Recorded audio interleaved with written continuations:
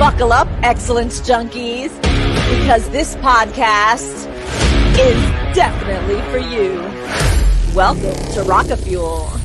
Do you wish that you could surround yourself with people that love to kick ass just like you? Well, come to my party, baby, and meet some of the brightest stars in the entrepreneurial galaxy, because it is my mission to give these entrepreneurs a platform to declare what they are on this planet to accomplish and to show you why they are rocket fuel.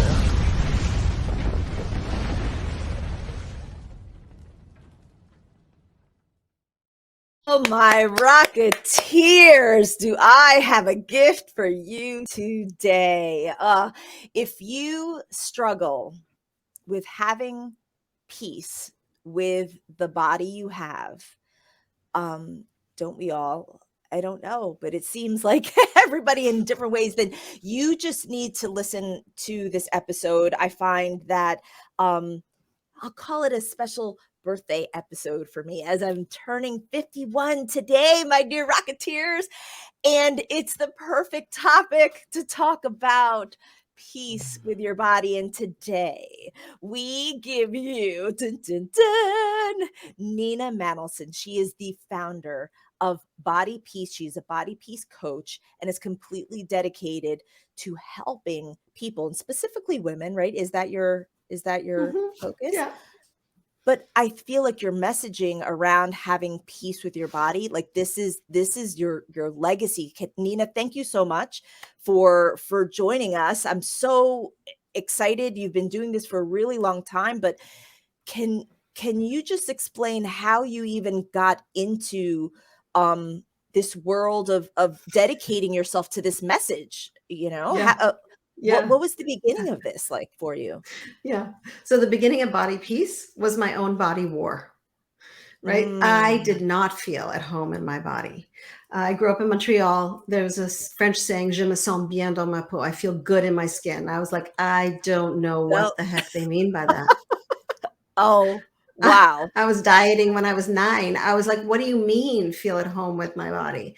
Because it was always your body should be different than it is, right? I was supposed to be taller and blonder and thinner and whatever was in the magazines. And I really soaked it in so much that it became a real struggle for me around going on the next diet, compulsive eating, secret eating, binge eating. It really took me down, and with it, my sense of self.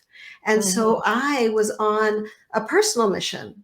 How do I reclaim my own body and feeling at home? And that personal mission also became a professional journey, because I started actually many, many years ago as a body worker, doing massage with women, hearing their stories of their body, hearing how so many women don't feel good in their body, don't feel safe. And that took me to becoming a therapist, because there was so many emotional issues, but I was still struggling with my food and body.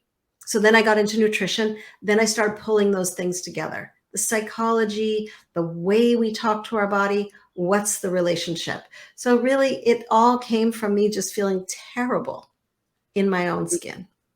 Oh, wow. And so what I would love all my listeners to get from this as well is, male or female, first of all, the amazingness of you taking this struggle and then saying, I'm going to take ownership and take control of this. And it's one thing for you to take control of it for yourself, but then to dedicate yourself to helping others do that's a big step, because it's enough work to try and do it yourself.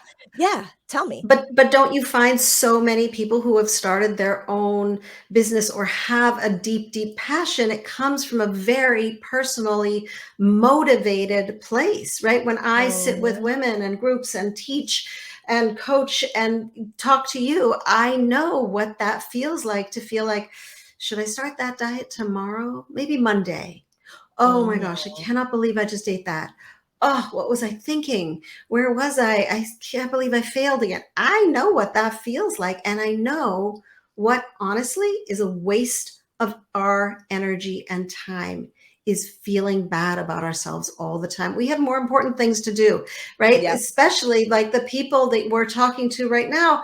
We're growing, we're on a mission. There's an energy, there's a momentum in life. And if your relationship with your body and food is constantly like a slow or fast leak in your Mhm. energy, it is time to heal that. Yeah, yeah. And so because our listeners, whether they're entrepreneurs or not, like if there's anybody that is interested in being an entrepreneur, I like to share that part of the story, right? Because sometimes folks feel like, what, I don't know, what would I do? It's like, take your pain, take your struggle, and then and go with it and go with it, because there are other people that are feeling the same way. And what's interesting is sometimes it's easier to address the problem or the issue because you're doing it not only for yourself, but for others. I Absolutely. find that's a very Absolutely. feminine approach too. Like women No, but women will tend to do things like, "Oh, I'll do it for somebody else, but not for me." no, I totally understand. At one point where I was still, I was doing better in my relationship with my body, but I was still struggling.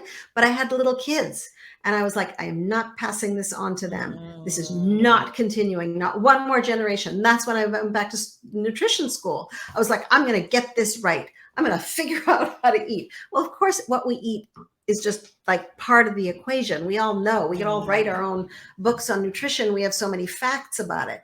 But again, it was Mm. that idea of, oh my gosh, I'll do it for my kids. But really, it was my own journey. And yes, did it impact my family and everybody in it? Of course it did. And there's a place where our own journey, healing our own wounds, impacts everybody around us in a positive way, right? As Mm. we evolve, as we grow, as we start to understand that, and this is maybe a weird thing to say, but the gift of our wounding, then we Mm. bring that into whether it's our work or our family or wherever. And we are giving people the information, the wisdom that came out of our own struggle. Yeah, yeah. Oh gosh, it's so interesting because sure, our body is a display of everything that we have gone through, and Yes. whether it's puberty or pregnancy or an injury or COVID or anything. Yes. What do So you much. what do you find is the thing though that finally gets somebody truly motivated to make change? Because sometimes you just feel so overwhelmed Mhm. with what the solution could be that you you just give up. Yeah. And that happens often with people who have been dieters through their own life and done a Mm. million and five diets. And there's this feeling like, seriously, how is this going to help? I've already done 100 million. I've tried them all. They've all failed, which just by the by is no reflection on you as a human. 95% of people who go on diets gain their weight back, if not more, in 2 to 5 years. So diets as a technology Mhm. do not work, just to be clear on that. Mm. But how do you know there's a moment of change? There's this wonderful trans theoretical model about the stages of change, how we actually move from pre-contemplation of like, I don't really have a problem, to contemplation, something's up. It's bothering me, to preparation. That's the part to start watching when you're going, Ah.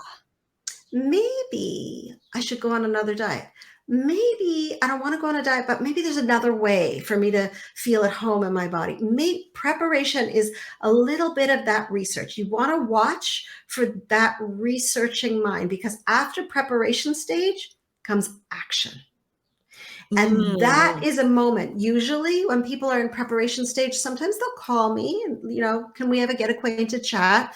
And that's the moment that we go, okay, can we make the transition from kind of want to do something, I'm not really happy with where I'm at, to let's move into action. And Yeah. action, we all think action should be happening all the time, but actually there's a whole process. It's to notice Change isn't always available to us. Sometimes we're a little unconscious. Sometimes we're like, ugh, I hear this a lot with women. Oh, I'm too busy. I got my kids and I got this trip and I got this other thing. They're still in contemplation.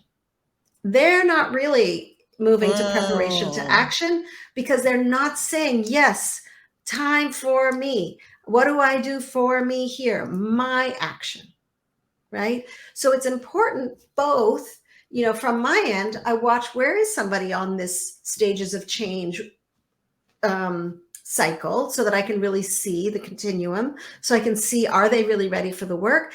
But it's also equally more important for you to listen to yourself. What's the conversation I'm having? Like, oh, that'd be nice. Or, oh my gosh, I need this.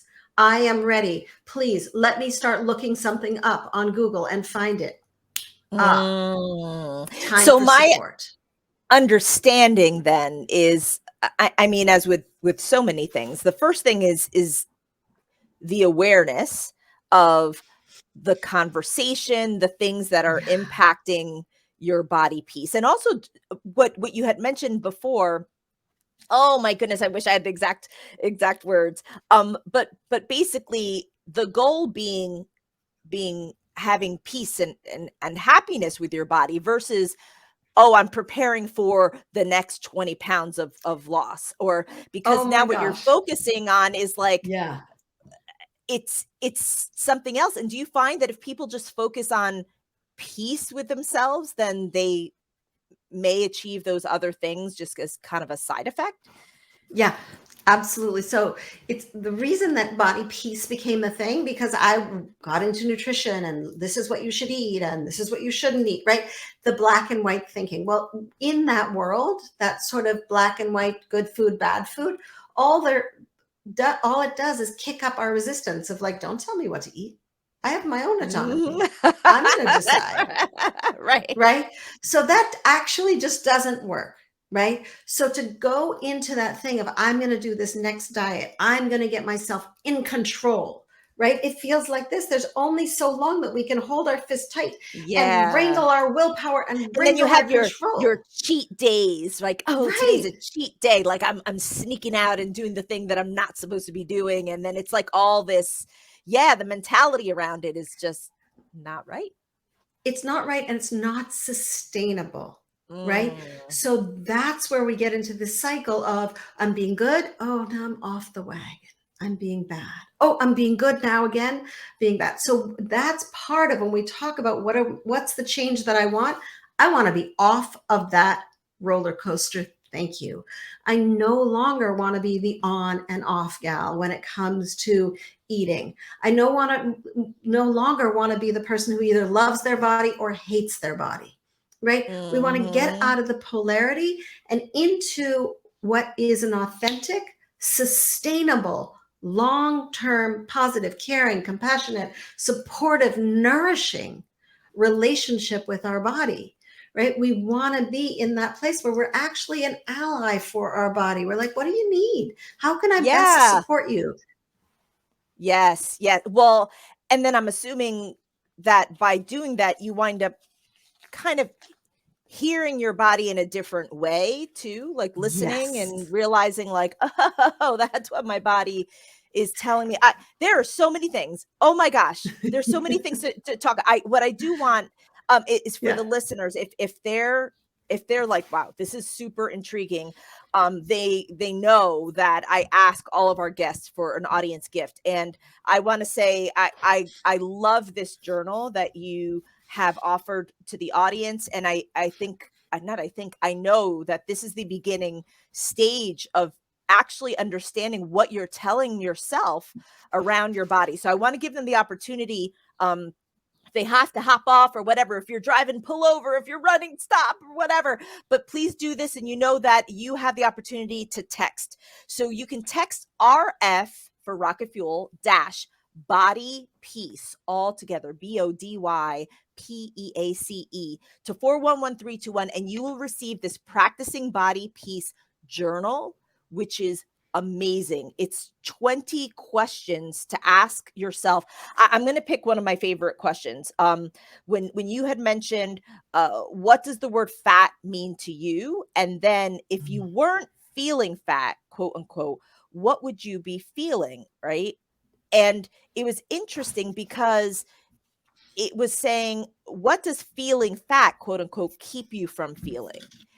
And it was interesting because now you're looking at, oh, when I say I'm feeling fat, it's really, I don't feel energetic, or I don't feel like I can do the things I used to do, or I may not feel sexy. Like those are things, but you can do different things to feel more sexy or more energetic. And I was picking it up. I was picking it up what you're putting down as I haven't officially filled it out yet. I was just filling it out in my mind. And I'm like, oh, this is good stuff. Okay. So if you're outside of the US, you know that you can text RF-body peace to 1-909-741-1321. You can do that via text if you're in Canada, for example, or via WhatsApp.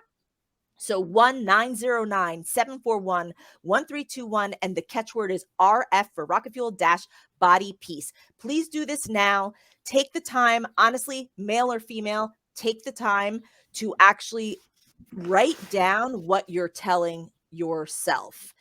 And this particularly, I know I'm going on and on because I just love this. This applies even to folks that are struggling with COVID body too. And just give me more, Nina. I know. You're like, I want to say something. No. So one of the things that I do as sort of my expression of my passion in this work is I write body poems. And I write poems really to further the conversation that we're having with our body, to make conscious some of the things that we are saying in our head that we think are just automatic. Oh, I'm hating my body, whatever. Oh, my body, my COVID body. Ugh, I don't like that. So there's two poems that came to mind as we were just having this conversation. One, you get to pick, Wanda, which one? So one is the I Feel Fat poem. And the other is my COVID body poem. So you get to choose. Oh, I'm happy to share one of them. Oh no, she's sweating now. Oh, now I'm sweating. I have to try and like read my audience's energy. I'm gonna pick my COVID body. Okay. I'm gonna pick my COVID body. Okay, it is absolutely relevant. Okay, so this poem really is about how our bodies change, right? And it was something everybody struggled with during COVID because we were moving less, we were home, people were baking, the sourdough bread industry went wild, right? Like people were nesting, we were in survival mode. Yes. And so I heard a lot in my work when people were like, oh my gosh, my COVID body. And you and I were chatting, right? In terms of motherhood, when we're moving out of the experience of just having a baby, our body is very different than 9 months before we were pregnant, right? So there is this ever-changing body. So this poem is about that. It's about our changing body, and it's called My COVID Body. I've had so many. My COVID body, padded for survival. My summer body, strong from swimming. My mom body, stretched from growing a person. My wedding body, small from photo fear. My injured body, immobile from pain. My surgery body, scarred from fighting. My winter body, soft from hibernating. My 20s body, fearless in motion. My teen body, heavy with shame. Every day, a different body, adapting to this one precious life. How many bodies have you had? Ooh. Wow. That's fantastic. Wow.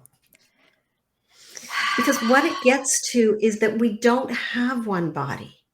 That's the truth. The one actual truth about a body is it's always changing. But our diet culture, our predominant, fat phobic culture says you should fit into those genes you fit into when you were whatever it was, 16, 18, 21. And you need to get back to your pre-baby body, your teenage body. Like, no, we are evolving, right? This is true for men as it is with women. With women, it's on steroids. Literally, our body changes every single month, right? And then pregnancy, you're growing a whole other human, right? And even if you don't have a child through your own womb and you're adopting, oh my gosh, the motherhood body of any mother, however you have a child, is different, because suddenly your body literally doesn't feel like your own. You have a kid, you're carrying the kid, your whole hip is out because you're carrying the kid on one hip, and the car seat in this way. And our bodies adapt to life, and then we yell at them for changing. Aha! Yeah. And then we go, oh, that's not okay. Here, go on this diet so that you can lose weight. And by this diet that some guy wrote that worked for his body. Your body is unique, right? We have bio-individuality.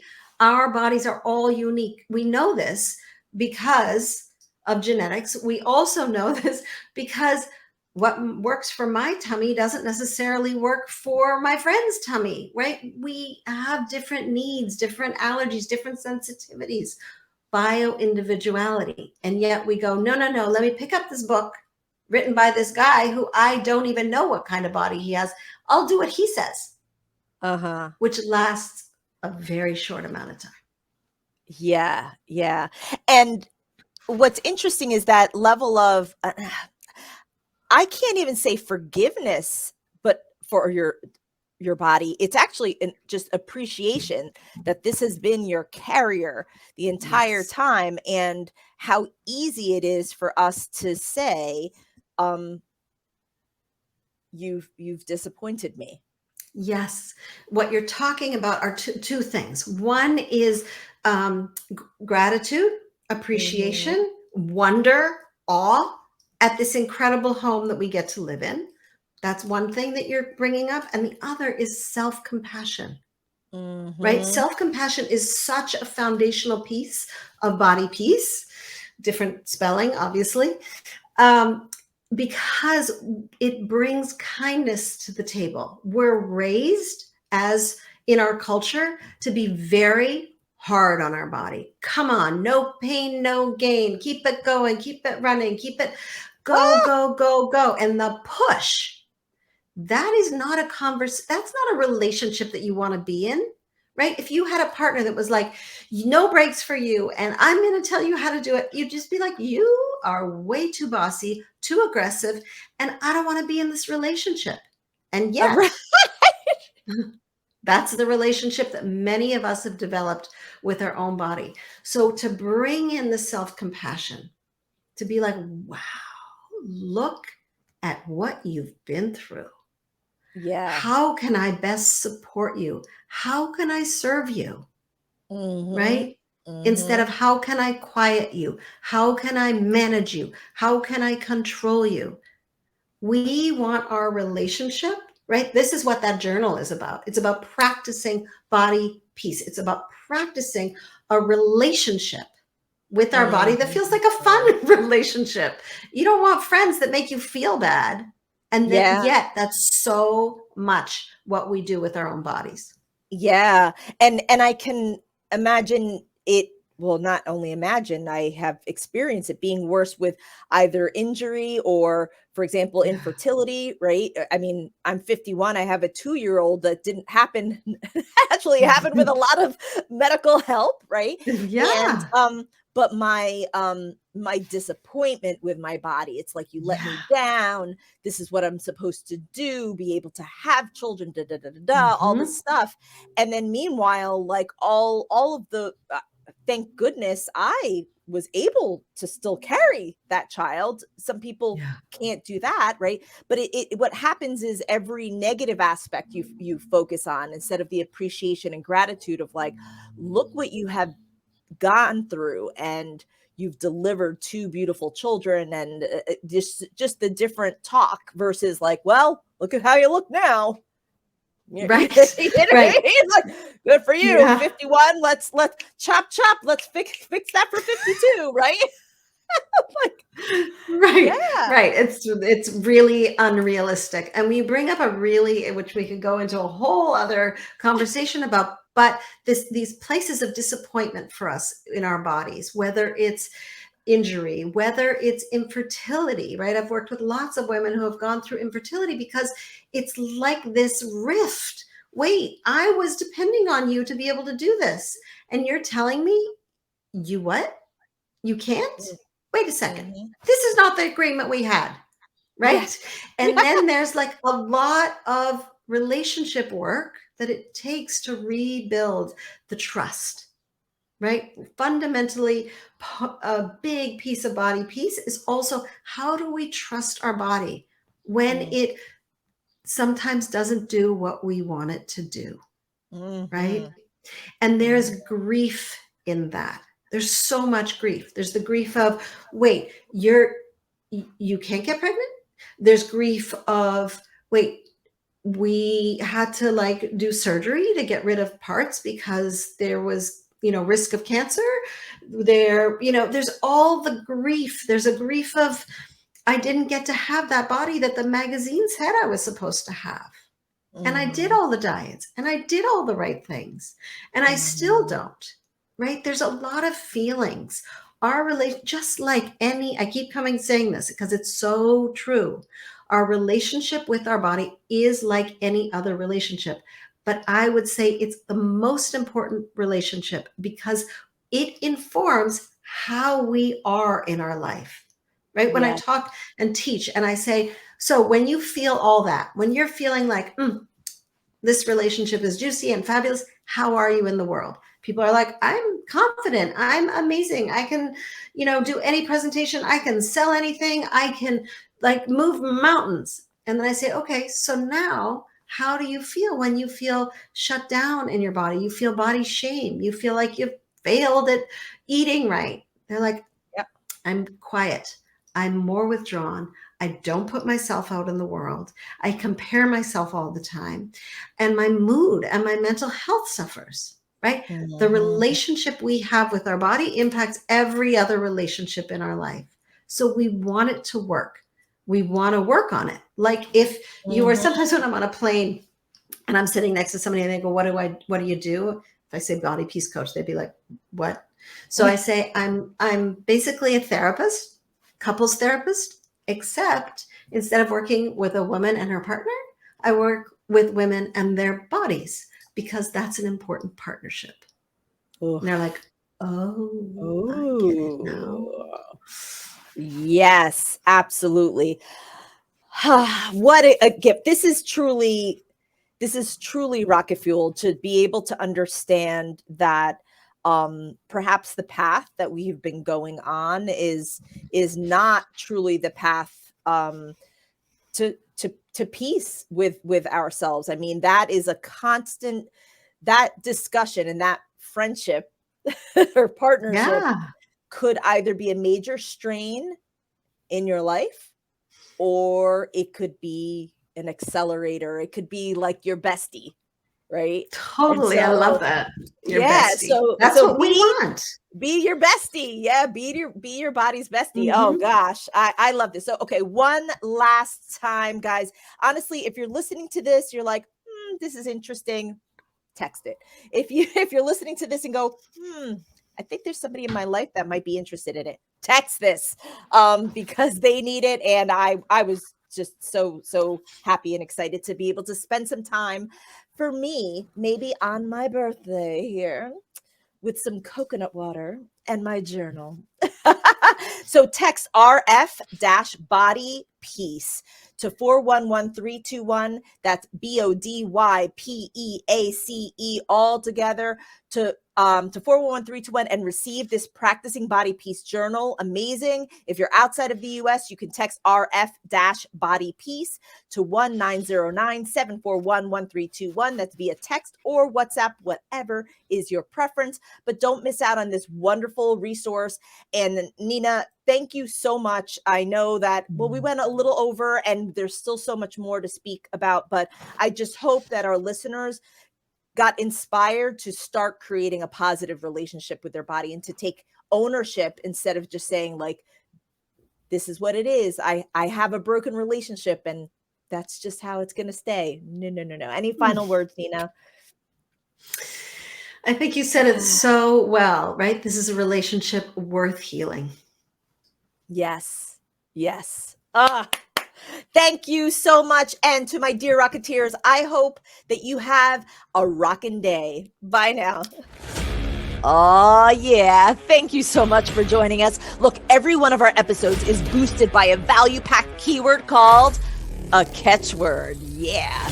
This allows our audiences to text to receive even more value from our guests. So take advantage of that great value. And if you share your expertise by guesting on podcasts or TV or speaking in front of live or digital audiences, then you're leaving anonymous fans behind.